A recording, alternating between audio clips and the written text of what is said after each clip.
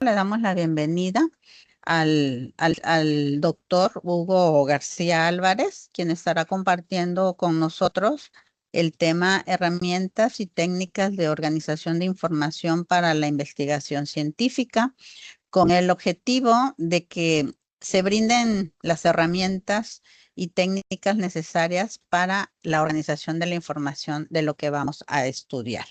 El doctor el día de hoy es doctor en estudios humanísticos con especialidad en comunicación y estudios culturales. Es licenciado en Letras Españolas por la Facultad de Filosofía y Letras de la Universidad Autónoma de Nuevo León. Maestro y doctor por el Instituto Tecnológico de Estudios Superiores de Monterrey. Es investigador asociado al Centro de Investigación y Comunicación Tecnológico de Estudios Superiores de Monterrey. Profesor de la materia de metodología de investigación en la maestría de la Universidad Regiomontana.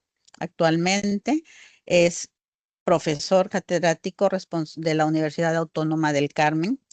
Ha sido responsable técnico del proyecto del Fondo Sectorial Sectur Conacid, denominado Mejoramiento de la Calidad de Servicios de Hoteles de 2 y 3 estrellas en el estado de Campeche, bajo la percepción del consumidor. Las líneas de investigación cultiva y desarrolla son comunicación, identidad y migración. Es miembro del Cuerpo Académico de Innovación en las organizaciones, de la Red Nacional de Gestión de la Mercadotecnia, auspiciada por el CUMEX, ¿sí? Y otros intereses de investigación y líneas a desarrollar que maneja el doctor es la innovación y emprendimiento, efectos de la publicidad, mercadotecnia para microempresas y mercadotecnia social. Es la persona que va a estar compartiendo este espacio con nosotros hoy y toda su gran experiencia a través de toda esta formación y participación en la investigación. Bienvenido, doctor Hugo, y el micrófono es suyo. Buenas tardes a todos. Muchas gracias, doctora Silvia. Como oyeron en la presentación, en realidad mi información no viene de las áreas administrativas, entonces creo que eso a veces le pone un spin raro a las presentaciones que yo hago. Espero no aburrirlos demasiado. Déjenme compartir mi pantalla.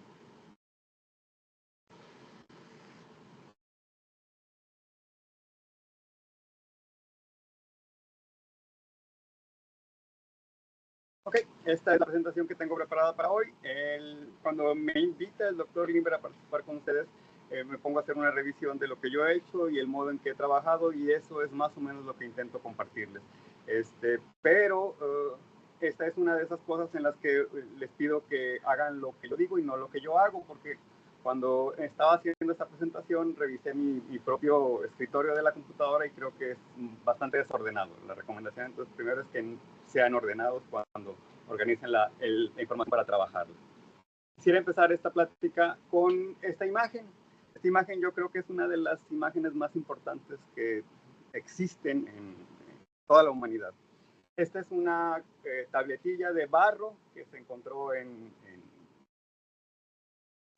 sureste de Asia.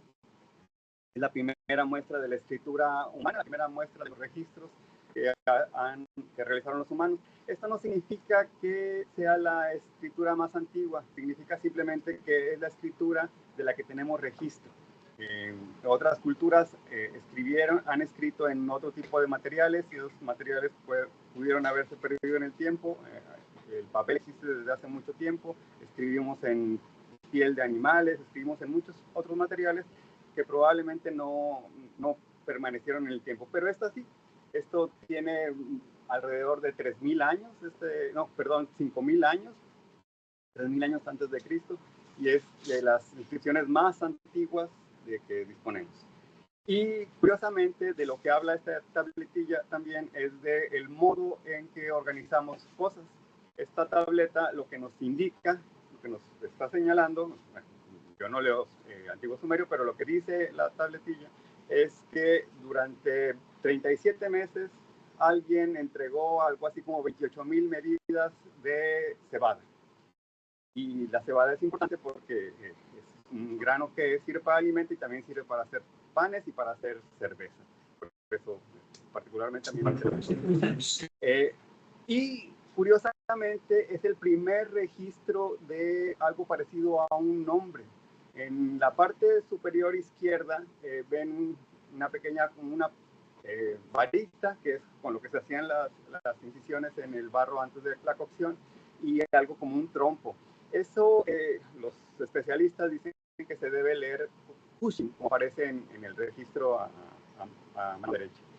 Y ese no estamos seguros, pero hay quienes especulan que ese es un nombre, el nombre propio de la persona que llevó el registro, o quizá es el nombre del puesto, del título de la persona que lleva el registro. En ese sentido, uno de los, me gusta hacer esta broma, uno de los oficios más antiguos del mundo en realidad es la contaduría, no necesariamente el otro oficio que todo el mundo piensa. Entonces, es muy importante porque es la primera muestra que tenemos de que existe un grupo de personas preocupadas por mantener control sobre la información de que disponen, y esa información tiene una relación directa con la vida diaria. En este caso están traduciendo la producción agrícola en una tableta para conservar el registro para usos futuros. Eso es esencialmente lo que entendemos como el registro físico del mundo real. Y el otro elemento con el que vamos a trabajar el día de hoy es la parte que tiene que ver con la ciencia. La ciencia es algo que no debía ser tan difícil de definir, porque la ciencia en sentido estricto es el modo en que conocemos cosas. La ciencia es esta combinación entre estrategias de búsqueda de información, estrategias de organización de la información y estrategias de comprensión de la información. Y este proceso se entiende o lo entendemos ahora como el método científico, que bien aplicado es el método, el procedimiento más exacto que tenemos para el conocimiento del mundo que nos rodea. La ciencia nos ha permitido salir de nuestro planeta, la ciencia nos permite ver en el pasado remoto cómo funciona, cómo se originó nuestro universo. Y en esos términos es que la ciencia se ha vuelto el mecanismo por el que conocemos el mundo. Es la herramienta más poderosa que hemos construido para acercarnos al conocimiento de la realidad. Y no es nuevo. Desde hace muchísimo tiempo venimos trabajando en afinar el proceso. La ciencia, según lo entiendo yo, tiene su origen en la formación de monjes en la Edad Media. Los monjes en la Edad Media tenían que aprender 7 cosas. Era, digamos, como estaba construido el pensum, su currículo de estudio incluía la gramática, la dialéctica, la retórica, la aritmética, la geometría, la música y la astrología. Esas 7 cosas tenían que estar en la formación de todos los sacerdotes. Y durante la Edad Media, los grupos de monjes se convirtieron en los repositorios de la información y del conocimiento que teníamos en todo el mundo. Eventualmente esos conventos, perdón, no son conventos, son monasterios, se abren un poco al mundo y empiezan a compartir el conocimiento del que habían sido repositorios. Y esta combinación del conocimiento que la Edad Media fue, digamos, depurando, cuando se topa hacia el final de la Edad Media con el conocimiento que los árabes han ido también cuidando del resto del mundo asiático, se convierte en lo que para nosotros es lo que llamamos en Occidente el Renacimiento, que es esta conjunción maravillosa entre lo que sabía Europa y lo que sabía Asia combinado. Y es cuando, hacia 1630, cuando empezamos a hablar ya de algo parecido al método científico. Y el primero más importante, porque creo que hay alguien más que habla también de procedimientos, de definir procedimientos, pero el más importante es el filósofo francés René Descartes. Y él habla en este libro, el discurso del método, habla del procedimiento. Y el procedimiento de investigación debe partir siempre del reconocimiento de la ignorancia propia. Si yo parto de la idea de que yo sé algo, muy probablemente deje fuera la posibilidad de descubrir algo diferente, y tengo que poner siempre en duda mi propio conocimiento. El método científico, como lo conocemos actualmente, se trata justamente de eso. Ustedes habrán oído sus cursos de estadística seguramente, la idea de la hipótesis nula. La hipótesis nula es esencialmente eso, reconocer que la investigación científica parte de la noción de demostrar que estoy equivocado. Esa es la ciencia moderna. Hemos ido construyéndola y la base principal de esa noción clave en la ciencia es este señor que tienen ustedes ahí enfrente, René Descartes. Les recomiendo que lo lean. La verdad es que aunque ha pasado mucho tiempo, las traducciones modernas rescatan muy bien el lenguaje y no son nada pesadas. A veces le tenemos miedo a los clásicos porque se escribía diferente en el pasado, pero este libro en particular es un libro pequeño y muy, muy interesante. Entonces, déjenme nada más darle lectura a las fases de la investigación. Primero, no admitir como verdadera cosa alguna sin saber con certeza que lo es.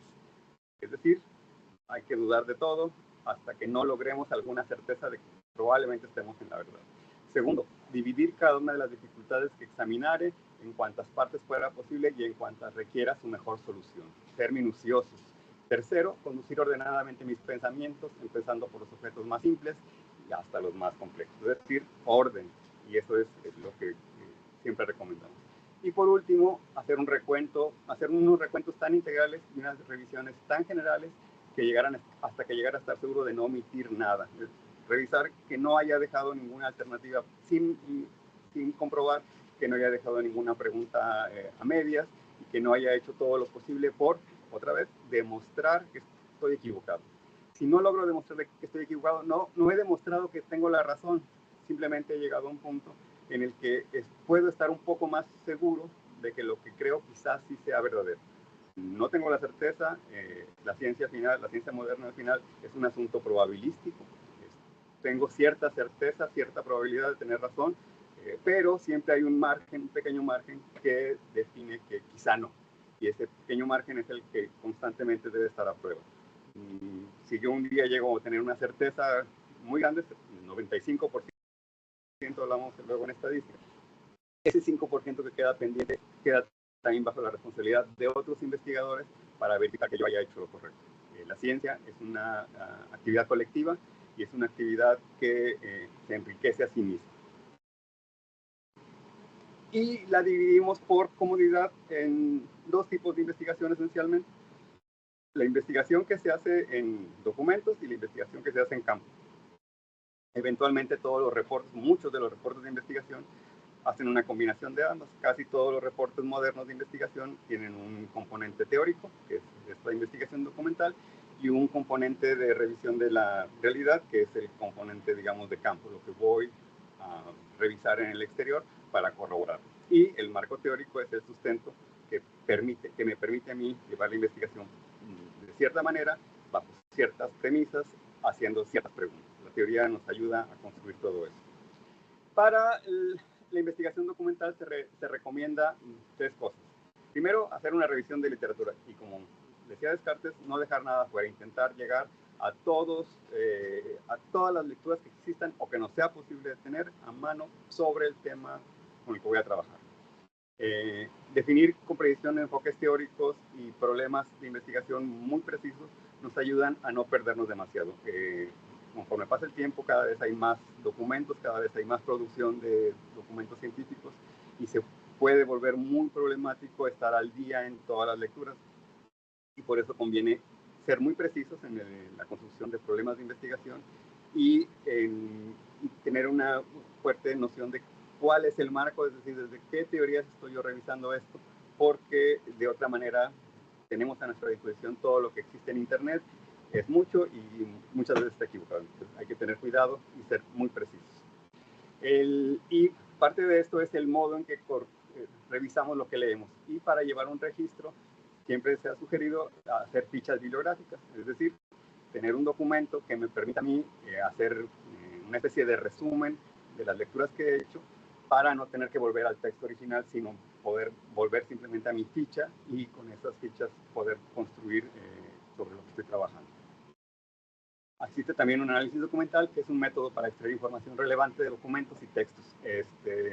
Más adelante vamos a ver algo que se llama análisis de contenido, que tiene que ver con procedimientos técnicos para seleccionar información de cada texto y poder bajarlos a a lo que se reduce a toda la investigación moderna, que es a la construcción de una hoja de Excel. ¿Cómo se hacen? ¿Cómo se hacen las fichas bibliográficas? La sugerencia, otra vez, esta sugerencia es lo que a mí me ha funcionado en el pasado y puede funcionarles a ustedes también o no. Hay gente que me ha tocado ver a 2 personas ya que están trabajando con apoyos de inteligencia artificial que construyen fichas mucho más eficientes que lo que les voy a presentar, pero a mí me ha costado trabajo acercarme todavía a esos procedimientos porque suelo ser de lento aprendizaje y prefiero la parte física. Entonces, incluso yo todavía tengo fichas físicas, hojas pequeñas, papel bond partido a la mitad, y con ese voy construyendo mis fichas y las tengo organizadas en un fichero real, físico. Pero, bueno, la computadora nos ayuda a tener eso mucho más organizado y podemos recurrir a él de manera más rápida. Pero ese es un pendiente mío, no tiene por qué ser de ustedes. Lo que sí sugiero yo es que consideren al menos estos temas dentro de sus fichas bibliográficas. El título, es evidente. Este es un ejemplo de una participación de Stephen Jay Gould en una revista, en Nature, creo que es donde publicaba, que después él las convierte todas sus participaciones en esta revista en libros. Esta es una de esas pequeñas participaciones. El texto se llama Cuando los fósiles eran jóvenes y está en el libro Acabo de llegar al final de un principio de la historia natural, crítica, publicado por Crítica en la ciudad de Barcelona, y está entre las páginas 233 y 254. Ahí está la información esa en la ficha, y es importante que esté ahí porque esa ficha, esa referencia en APA es la que yo voy a utilizar para jalarla a mi publicación, si es que cito el trabajo de Google. Ahora tenemos herramientas también de inteligencia artificial que nos ayudan a hacer esto mucho más rápido, y algunas que combinan simplemente bases de datos, como el Mendeley, que me ayuda a llevar un control de mis fichas y de mis citas para utilizarlas después en trabajos escritos. Simplifica cosas, facilita cosas y acelera procesos, sí, pero hay que hacerlo con cuidado porque a veces se cometen errores naturales de este tipo de herramientas tecnológicas, y hay que tener supervisión sobre lo que se está haciendo. El otro elemento, perdón, me brinqué al autor, es importante decimos el nombre del autor, y aquí, si se fijan, el nombre del autor es Stephen Jay Gould, pero cuando citamos en APA, cuando usamos la referencia en APA para la bibliografía, nada más ponemos el apellido, y a veces, y es un error que yo he cometido alguna vez, es que me voy directo a la ficha y no consulto a la referencia de APA y no consulto el nombre, y acaba uno diciendo que un hombre escribe algo y en realidad el que lo escribió era una mujer. Entonces hay que tener mucho cuidado con tener un registro también del nombre completo para identificar cosas simples como el género de una persona. Es muy importante cuando se citan trabajos bibliográficos, especialmente ahora. Conviene que saltemos que la ciencia se construye desde muchas trincheras y con muchos nombres y desde muchos géneros.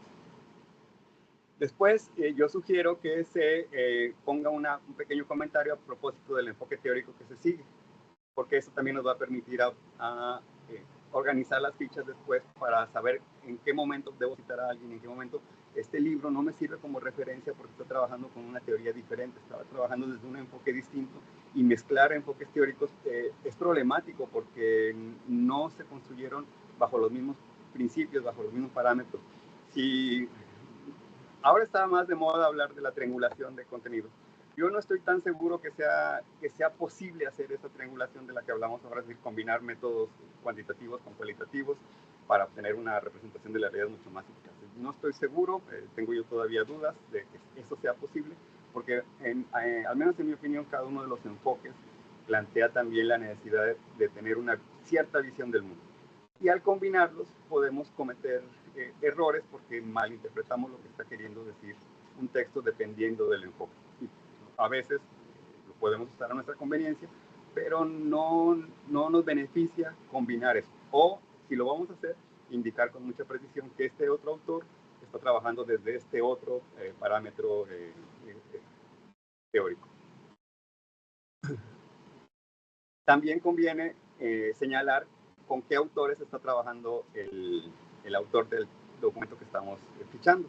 En este caso, Stephen Gould nos habla de 3 autores: Gregorius Agricola, los hermanos Johann y Caspar Bauwin. Esos 3 autores los trabaja él dentro de su texto y me dan a mí una idea de cuál es el enfoque teórico con el que estoy trabajando, porque esos autores los puedo reconocer desde otros campos, puedo saber quiénes son y puedo también después, y es muy importante, buscarlos para tener referencias de primera mano y no quedarme con lo que alguien más dice que dijo el autor. ¿Sí? Conviene ir a las fuentes originales cuando hagamos referencias al conocimiento que nos están presentando.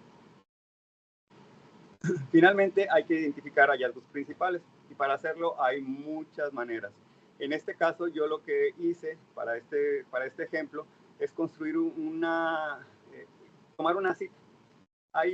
No siempre, pero hay muchas veces que una cita del texto original nos da pistas precisas de qué es lo que nos dice el autor.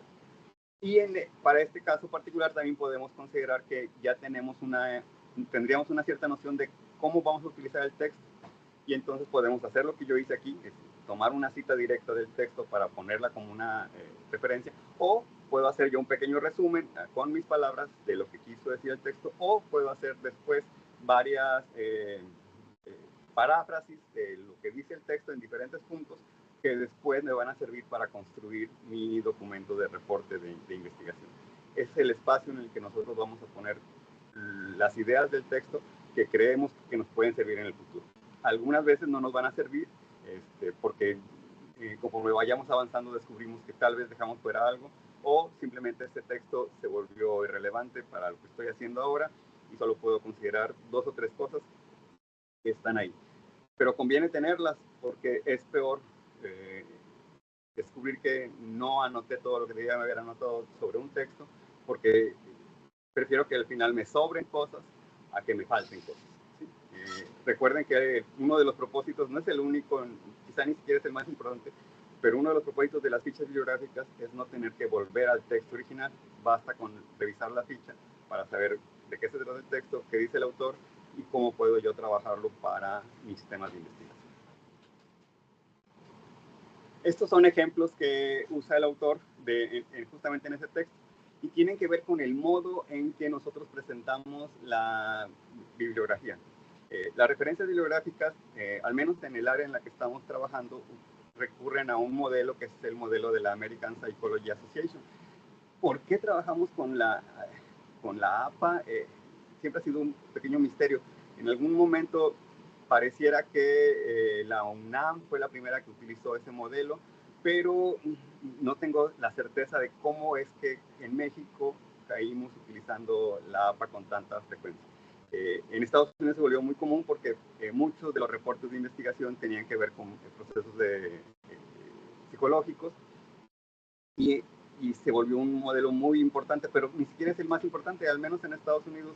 Y algunas revistas en otros países les van a pedir que los reportes los escriban con el modelo Harvard o con el modelo Chicago. Es decir, hay otros modelos que han funcionado. Pero traigo este ejemplo a colación porque nuestro APA nos pide que cuando hagamos referencias al autor incluyamos el nombre del autor, el apellido del autor, las iniciales del autor, el año en que fue escrito y algún otro dato, dependiendo del modo en que utilizamos la cita. La hoja, la página en donde aparece la información. Y este documento que tienen ustedes ahí es un ejemplo de las referencias bibliográficas de ese autor. Gregorius Agricola nos presenta este índice de autores que él utilizó para construir su texto. Y si se fijan, empieza con Aelius Lampidus y se va en orden alfabético, pero identificándolos por nombre. Y hay muchos autores que solo tienen un nombre que los identifica. Sotakus, hay uno por ahí en la S, en la que corresponde a la S. Y asumimos que los autores de esa época sabrían con precisión quién es cada una de las personas ahí nombradas y bastaba con decir el nombre para identificar el autor. Eso ahora ya no sucede. Nosotros hemos tenido muchas complicaciones a propósito de eso. Este es otro ejemplo de la construcción de un marco, las referencias bibliográficas.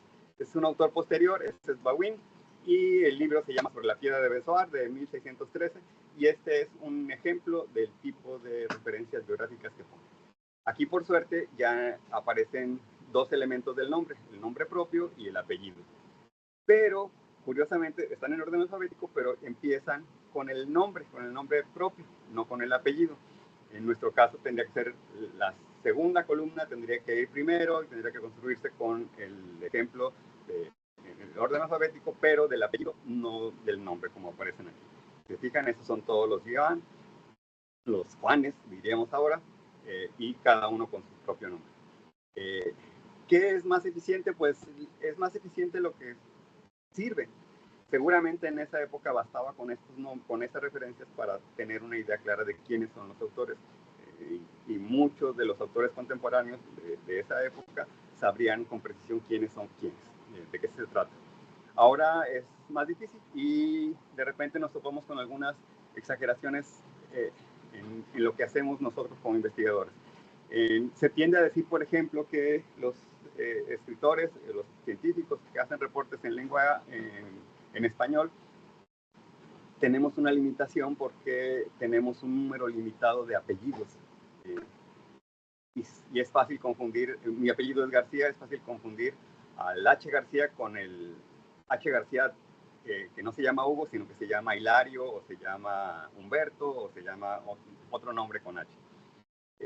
Y entonces, por una convención extraña, los escritores en español hemos tendido a juntar nuestros apellidos y hacer una combinación de nuestros apellidos y poner, en mi caso, mis apellidos son García Álvarez, entonces escribo García, pongo un pequeño guión y luego escribo Álvarez, como si mi apellido compuesto fuera García Álvarez.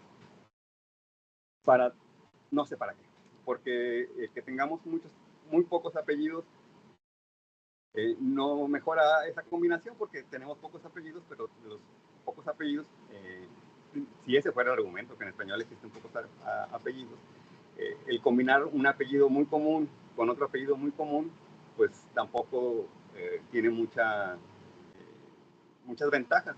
Si una persona se llama Hernández García, pues debe haber muchísimos Hernández García H en este mundo. Y debe haber muchísimos García Álvarez en este mundo. Y si hacen ustedes el ejemplo la curiosidad de buscar sus apellidos en internet, descubrirán que hay muchísima gente que se apellida como ustedes. ¿Mejora eso? ¿Simplifica eso algo? No lo sé, pero he visto que se ha adoptado con mucha normalidad hacer esta combinación para identificarnos de otra manera. ¿Funciona? Otra vez no lo sé. Pero se ha vuelto una convención y muchos de ustedes se toparán con que va a ser necesario que cuando empiecen a publicar y tengan una vida académica más integral, tengan que recurrir a estos pequeños trucos para diferenciarse y ser reconocidos como individuos. La otra manera, no quiero decir que sea diferente, sino que aquí sí pueden ser complementarios.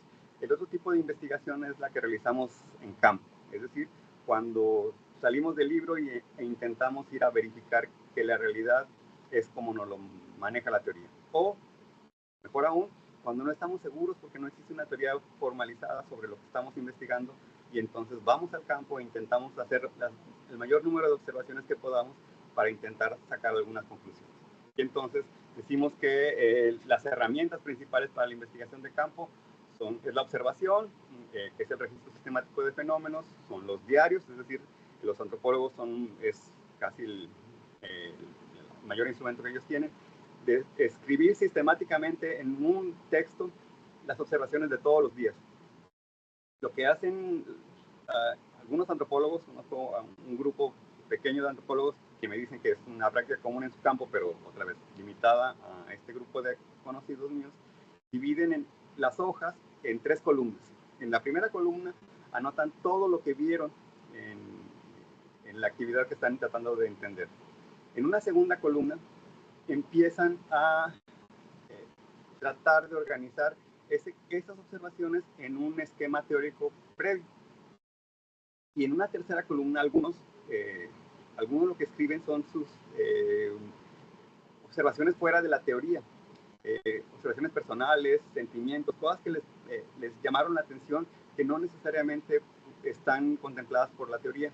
Y me dicen que al final estos ejercicios lo que representan son reflexiones sobre lo que vieron y tienen consignado en un documento, en un solo documento, lo que sucedió, lo que teóricamente parece explicar lo que sucedió y lo que emocionalmente ellos los vincula con ese evento. Eso les permite distinguir esas tres fases y poder llegar a una mejor comprensión del fenómeno. ¿Funciona esto para algunas cosas? Quizá para algunas, no para todos.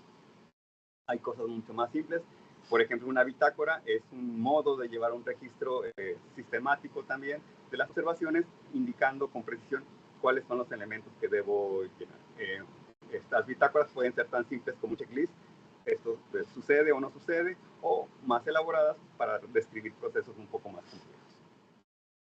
Otra herramienta de la investigación de campo es las entrevistas, platicar con las personas hasta tratar de tener una percepción muy completa de lo que ellos perciben o entienden o conocen.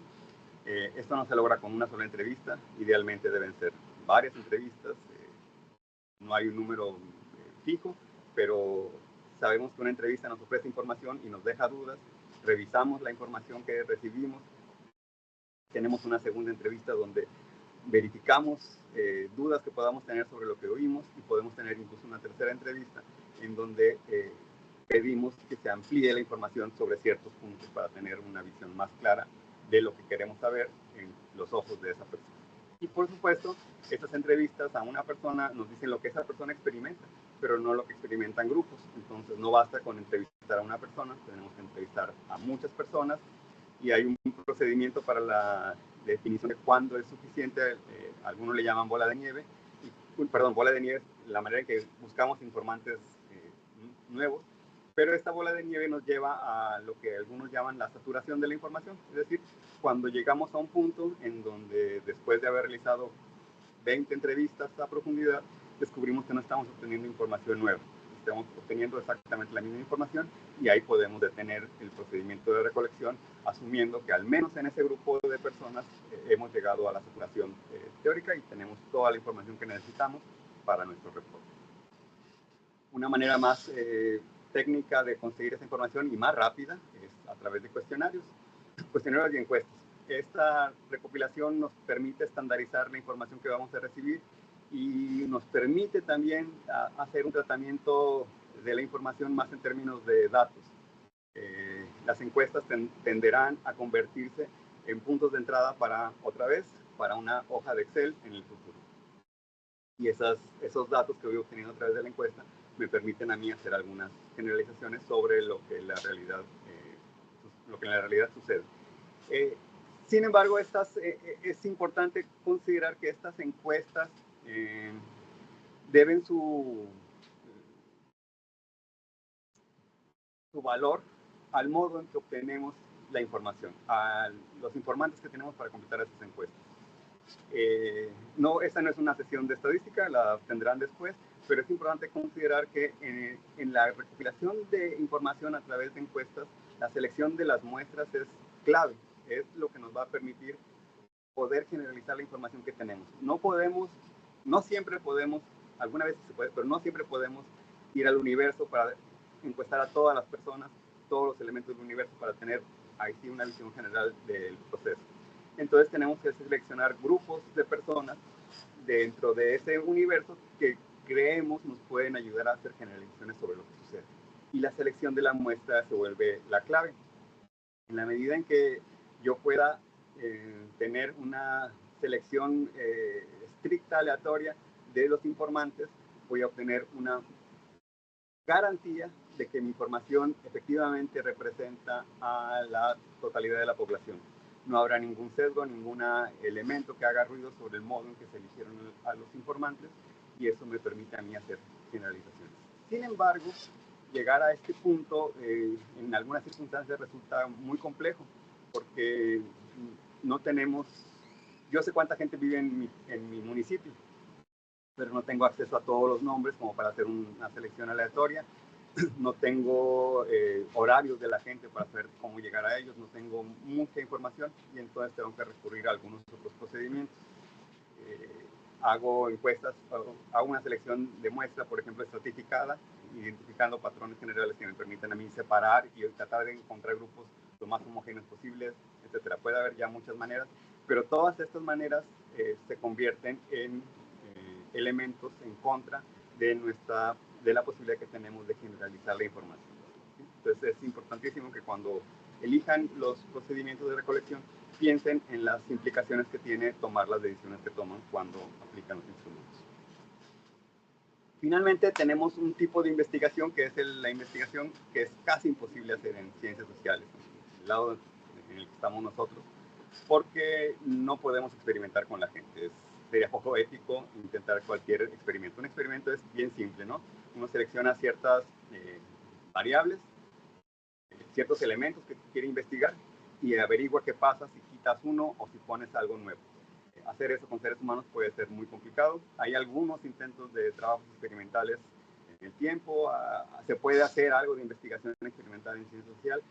Los psicólogos lo hacen mucho, pero casi siempre implica algunas cuestiones éticas. En el pasado, en mi área de investigación, que es la comunicación originalmente, se intentaron algunos ejercicios para identificar el impacto que tiene la música en la gente o el impacto que tiene los juegos de video en los jóvenes. Pero siempre existe el prurito ético de si yo creo que el videojuego puede dañar a alguien, es poco ético que exponga yo a alguien al videojuego. Entonces lo que se suele hacer es más bien investigaciones a posterior, ¿no? Ya que sé que alguien sí ha sido expuesto a videojuegos, entonces intento medir qué efecto ha tenido o no en la persona. Pero someterlo a la exposición de un videojuego pudiera parecer poco ético. Y de la misma manera cualquier otro tipo de uso de sustancias prohibidas, etcétera, etcétera, que tienen que hacerse bajo un cierto ambiente ético, que los médicos sí administran, sí reconocen y tienen más control. En ciencias sociales no lo tenemos y creo que se pueden plantear algunos intentos de hacer experimentos, pero tiene que ser muy, muy cuidado el procedimiento y la exposición a la variable que estamos revisando.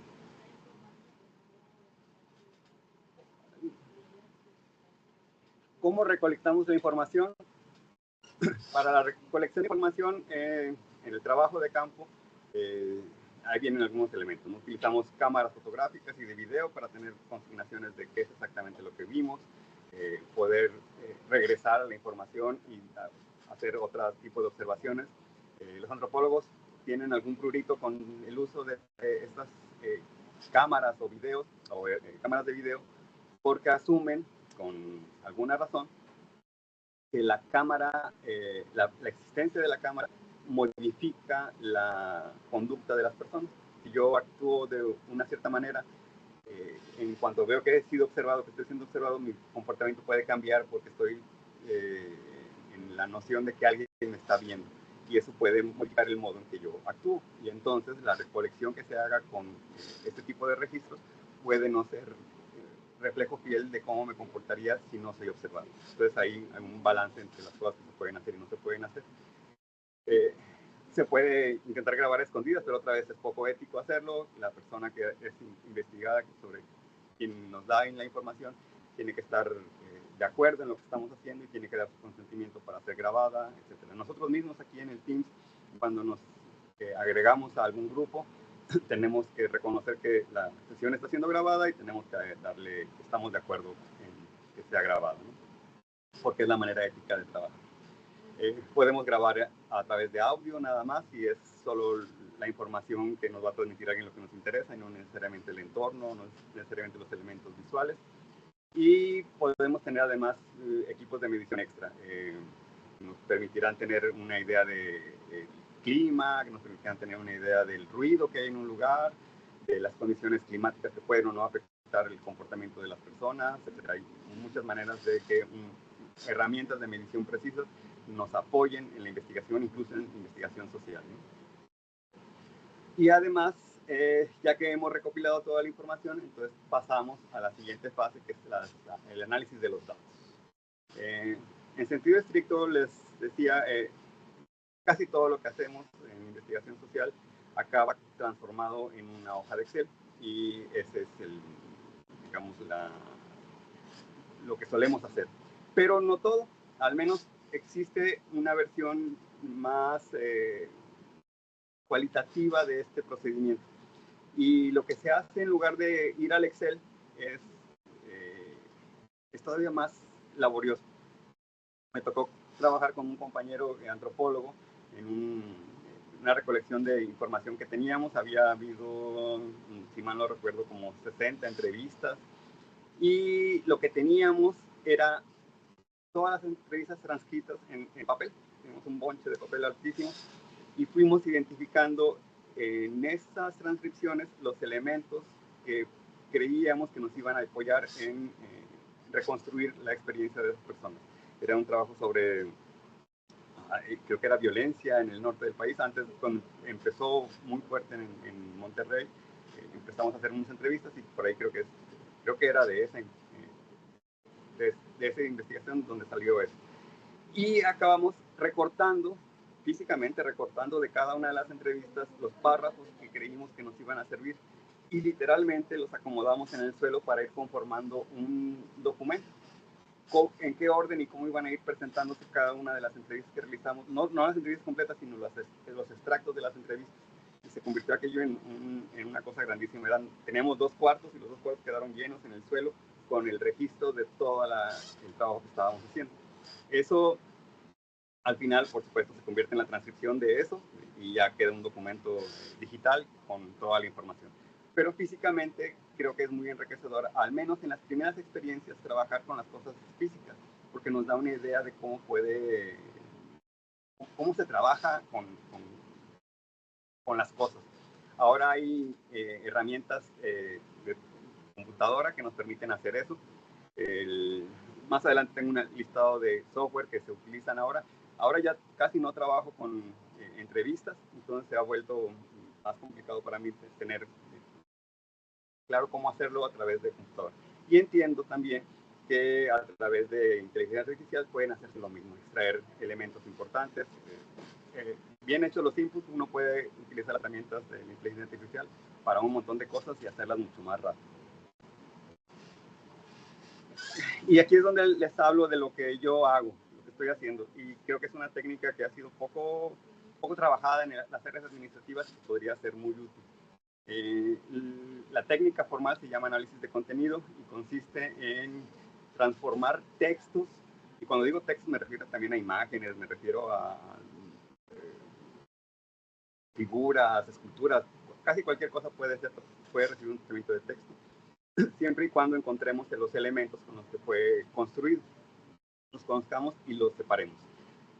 El análisis de contenido entonces tiene estas fases que están ustedes viendo en pantalla: la selección del material, la formulación de las preguntas de investigación, etcétera, etcétera. Y cuando intento explicarlo me gusta decir que es como hacerle encuestas a otras cosas, encuestas a cosas que no nos pueden responder, a libros, encuestas a revistas, encuestas a libros viejos, encuestas a registros de parroquias, casi cualquier cosa, siempre y cuando sepamos nosotros, tengamos claro para qué queremos hacer esta recolección de información y tengamos claro qué es lo que vamos a lograr. Hay que definir unidades de análisis, hay que codificar el contenido y hay que interpretar los resultados como en cualquier investigación. Y este es un ejemplo del tipo de formulaciones que he hecho en el pasado para cosas como esta, en donde el libro de códigos es la herramienta que me permite a mí identificar cómo deconstruir más bien los ítems que creo yo que me van a ayudar, es decir, cómo identifico los elementos que componen el análisis y cómo los capturo y otra vez acabo convirtiendo todo en una hoja de Excel. Pero los pasos son los mismos. Hay que plantear un objetivo, hay que generar una hipótesis. Es importante tener hipótesis en términos del trabajo numérico porque es lo que vamos a tratar de probar. Identificar cómo recolectamos la información, dónde la recolectamos, y ahora sí, la codificación formal, que otra vez es, si ven a partir de donde dice B1, es la construcción en papel de una hoja de Excel. Yo estoy identificando componentes de mi base de datos e indicando cómo los voy a capturar y qué representa cada una de las capturas para reconocerlas con facilidad. Por ejemplo, si yo codifico género del informante. En Excel es mucho más fácil para el procesamiento general y rápido de la información utilizar números en lugar de hombre y mujer o en lugar de H y M, utilizar números directos, 1 y 2. Y al menos para la gente especializada en capturar, siempre resulta mucho más fácil trabajar con la parte numérica y la captura se vuelve mucho más rápida y más eficiente. Y las bases de datos son mucho más claras. Si los códigos que hay siempre, las codificaciones que hay siempre son numéricas, nos permite con mucha facilidad identificar dónde hay errores en la captura en la base de datos, porque se identifican patrones con facilidad. Ahora es mucho más cómodo para algunas personas trabajar con palabras o con letras. En parte, la cuestión de trabajo numéricos es porque en el pasado en que yo aprendí a hacer estas cosas, las bases de datos, las computadoras, los procesadores de información eran mucho más quisquillosos y entre más simple fuera, era mucho más eficaz el resultado que obteníamos y trabajar con números era mucho más simple. Pero otra vez, el trabajo con números tiene muchas ventajas, además de eso, es más simple y es más fácil identificar con revisiones rápidas dónde ha habido errores en la captura. Siempre va a haber errores en la captura y si tenemos el mismo tipo de construcción de códigos es mucho más fácil identificarlos que si combinamos letras con palabras, que si combinamos letras con números, puede ser más confuso. Pero otra vez, gracias a la tecnología ahora podemos hacer muchas cosas mucho más interesantes, pero a veces sí es cierto aquello de que chango nuevo no aprende trucos nuevos, chango viejo no aprende trucos nuevos.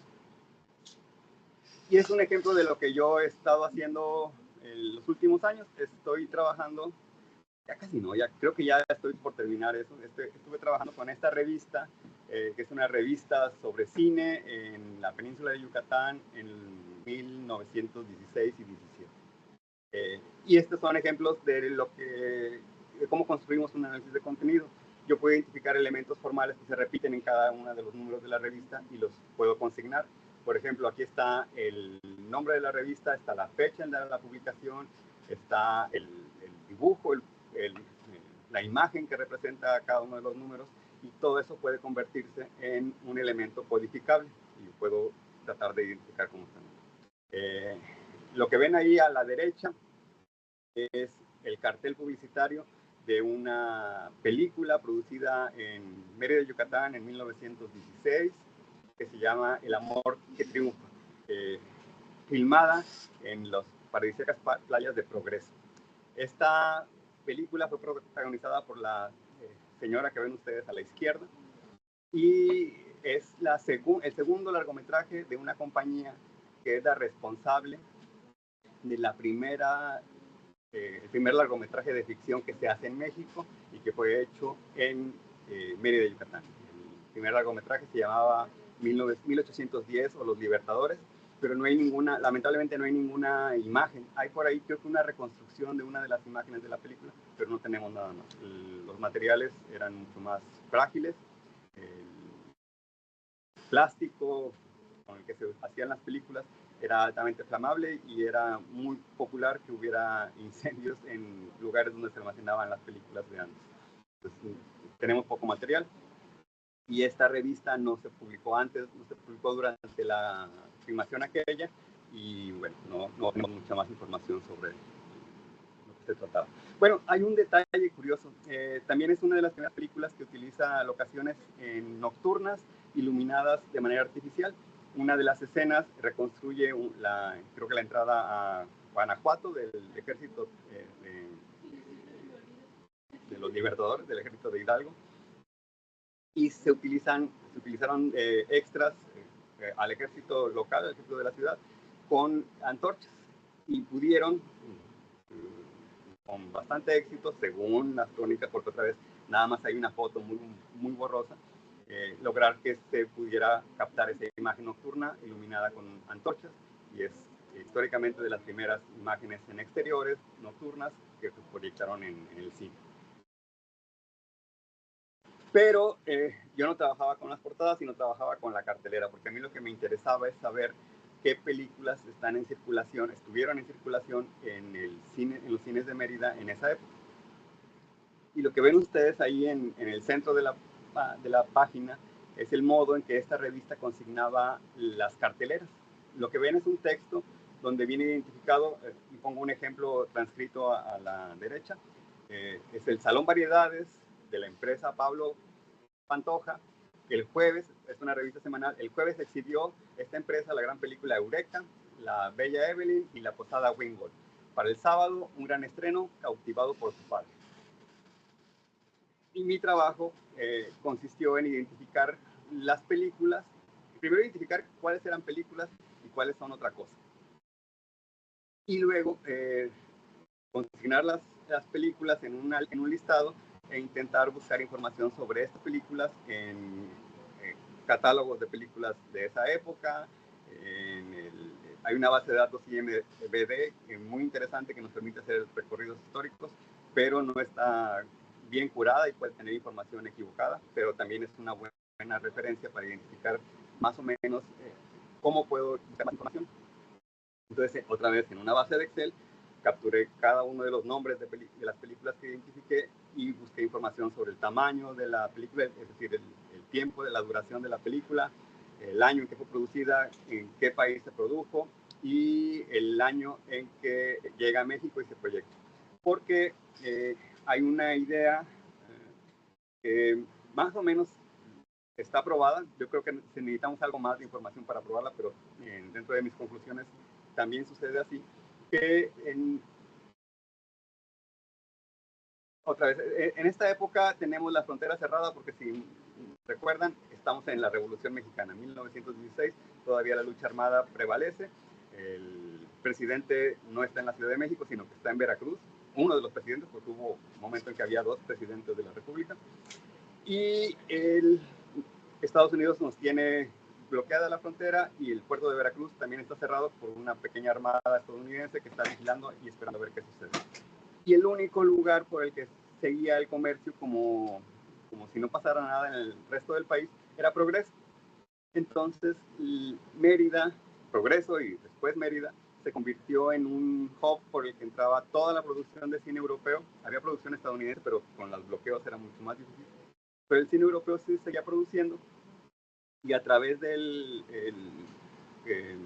comercio o del contrabando entraba por Yucatán, por el puerto de Progreso, llegaba a Mérida, en Mérida se organizaba la distribución y de Mérida, a través de Progreso, podía ir a Veracruz o por tierra podía recorrer un circuito comercial que existía entre Mérida, pasaba a Ciudad del Carmen y de Ciudad del Carmen bajaba hasta lo que ahora es Villahermosa y podía distribuirse películas al resto del país utilizando este mecanismo.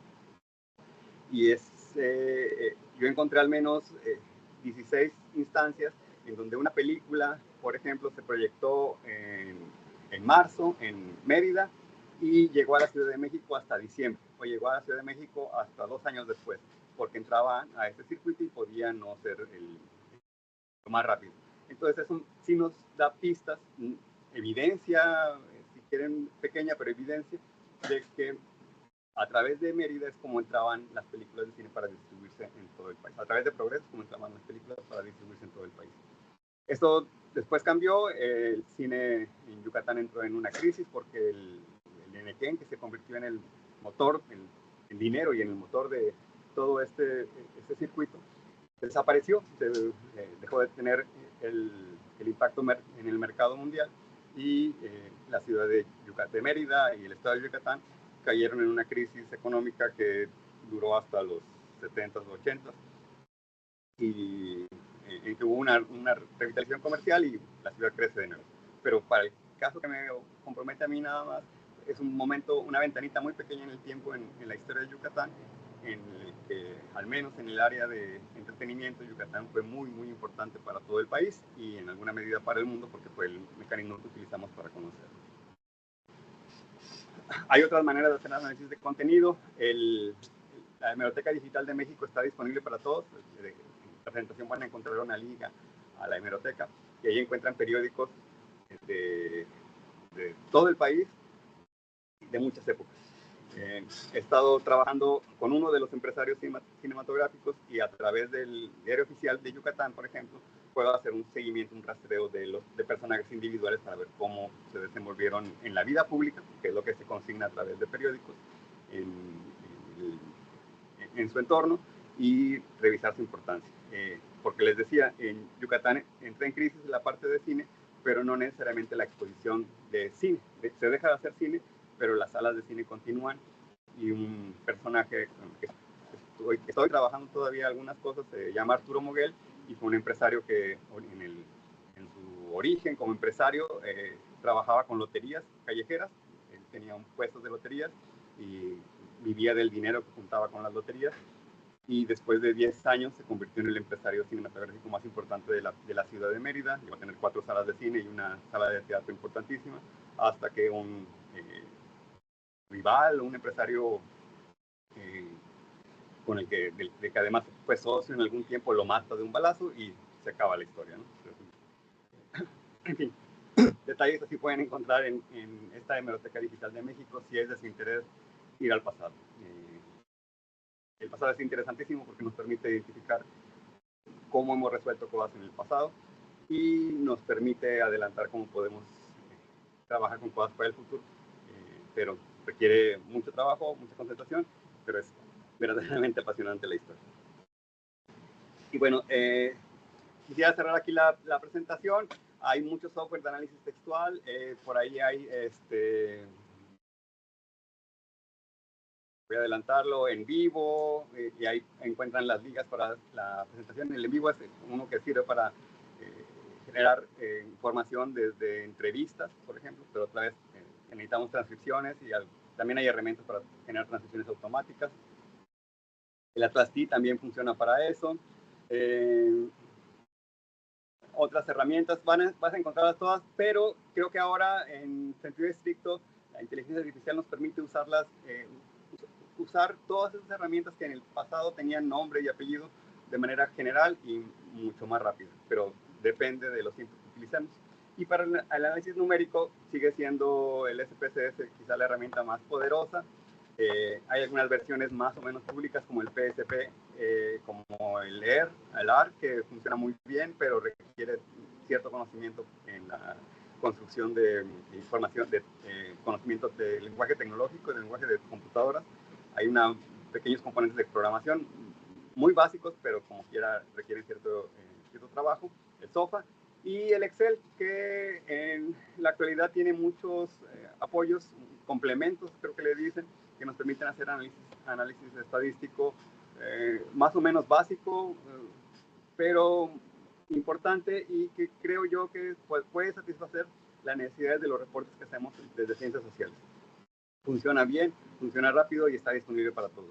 En esta época las licencias son a veces prohibitivas, el SPSS se ha vuelto muy caro para nuestras condiciones de trabajo, y utilizar el Excel siendo libre creo que es una alternativa muy, muy importante para lo que hacemos.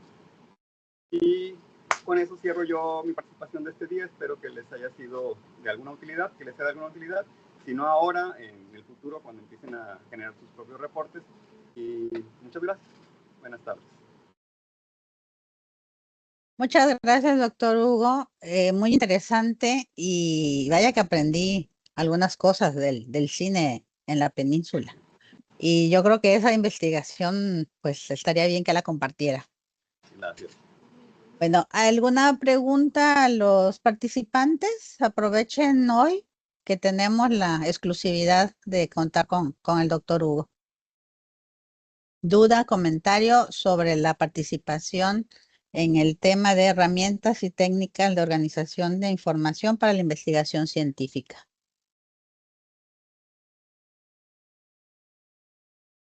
Todo quedó clarísimo, como en las clases. Sí, no hay preguntas hasta que llega la evaluación.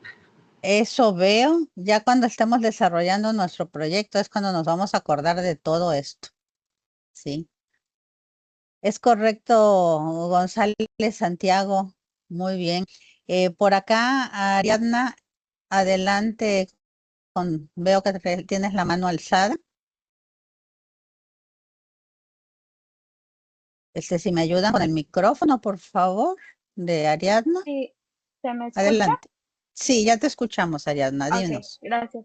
Yo tengo una pregunta. Mi investigación, o bueno, el tema que estoy considerando es formación docente en autismo con perspectiva de género.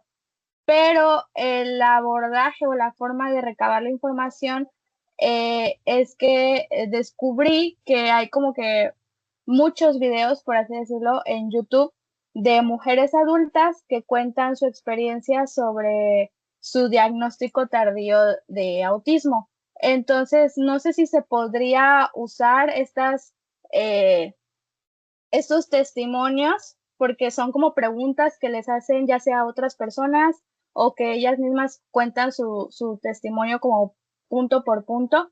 No sé si se podrían utilizar para una investigación. Yo no conozco los videos de los que estás comentando, pero yo te recomendaría que trataras de identificar quién los produjo y te comunicaras con los productores o quién los está subiendo, porque de esa manera podrías tener tu acceso, si es el caso, a toda la información. Recuerda que una parte importante de la ciencia, del trabajo científico, es ser sistemáticos y dar los créditos apropiados. Entonces, alguien más produjo estos videos con un propósito y yo creo que sería muy interesante que intentaras acercarte a los productores, a quienes están subiendo los videos, para saber cómo lo hicieron para recolectarlos, con qué propósito lo hicieron y si te dan permiso para utilizarlos todos. Y el chiste sería revisarlos todos. De otra manera, tendrías una visión parcial porque al final alguien tomó la decisión de subir ciertos videos y probablemente esos ciertos videos contengan solamente una parte de la información que lograron capturar en todo. Si tienes acceso a todo, podrás tú generar otra vez algún muestreo o hacer un estudio sistemático para todos los videos y no perder ningún información. Alguien más ha hecho un recorte y si tú estás en posibilidades de acercarte a la fuente original, tendrías toda la información y sería mucho más enriquecedor. Muchas gracias. Gracias. Gracias a ti, Ariadna. Doctor, en el chat tenemos una pregunta. Dice, ¿hay algún software gratis para análisis cualitativo aparte del Atlas T y el En Vivo? No que yo conozca, pero y ahí, no sé qué tan gratuito sea, pero efectivamente la inteligencia artificial sí nos permite introducir grandes volúmenes de texto y otra vez de los inputs apropiados, generar información, seleccionar información de contenidos muy grandes para identificar lo que queremos nosotros conocer. A través de procesos simples, ¿no? Identificar dónde se menciona la palabra gol y esos bloques nos permitirán a nosotros seleccionarlos y la inteligencia artificial nos lo permite hacer con grandes volúmenes de información dependiendo de cómo hagamos los inputs nosotros las instrucciones. Si se puede usando inteligencia artificial, no conozco un software gratis y no sé qué tan gratuita sea la inteligencia artificial en este momento. Sí, ya empieza a generar, ya empieza. Ok, pues en el chat ya no encuentro más preguntas, no veo más manos arriba y pues si es correcto esto, pues llegamos a término. Agradecemos al doctor Hugo García Álvarez su participación, muy interesante y sobre todo de mucha utilidad para los que iniciamos en este verano nuestro proyecto, ¿no? Y bueno, me voy a permitir compartir a ver, eh, la constancia, el reconocimiento, no me está dando la imagen. Mm,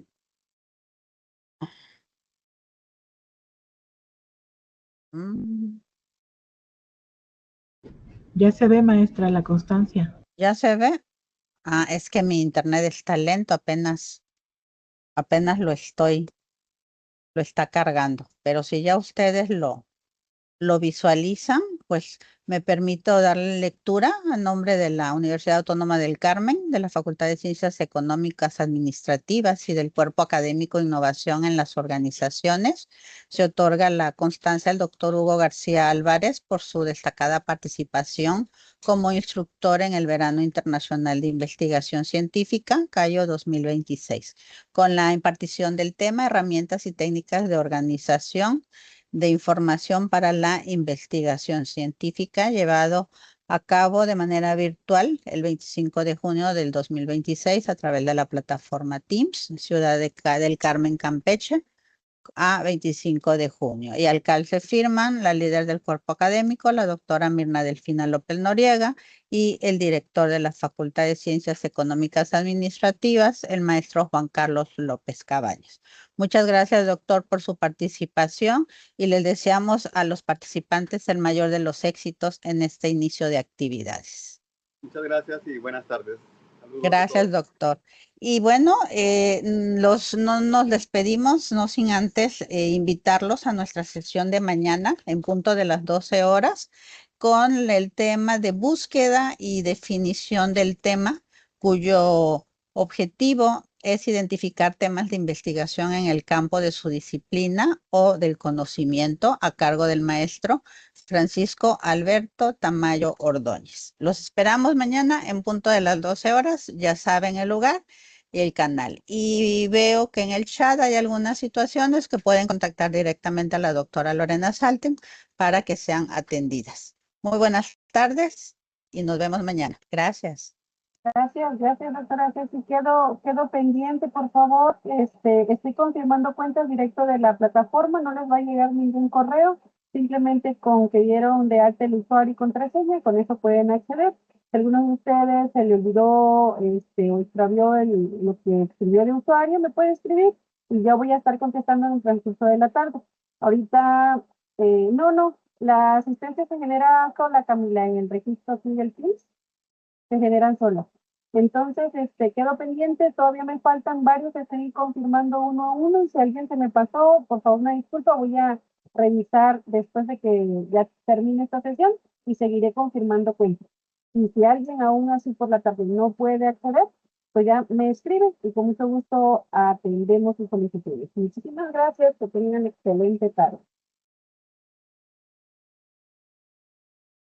Hasta luego, muchísimas gracias.